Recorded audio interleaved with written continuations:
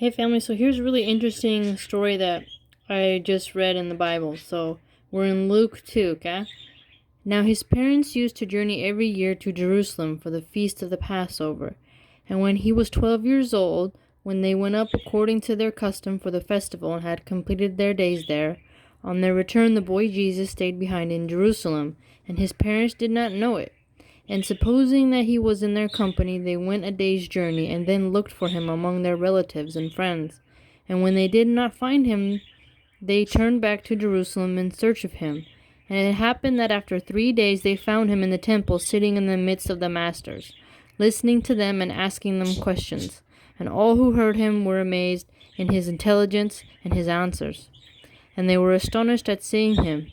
And his mother said to him, "Child, why did you do this to us? See, your father and I have been looking for you in distress." He said to them, "But why were you looking for me? Did you not know that I must be in my father's house?" And did they not understand what he had said to them?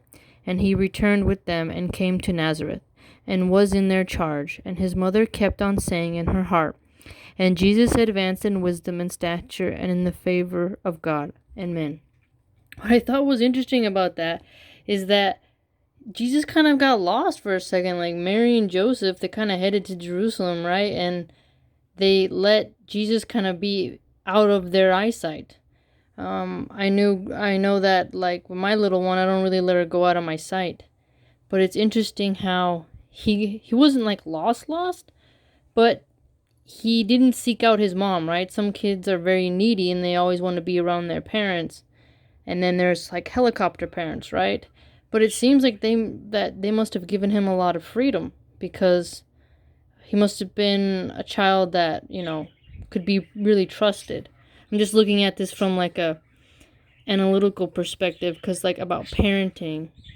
And I think it's interesting how they said that he gave this type of a prophetic answer, like him being in his father's house, because like the temple, I believe what they're talking about is like the house of God. So that's really interesting.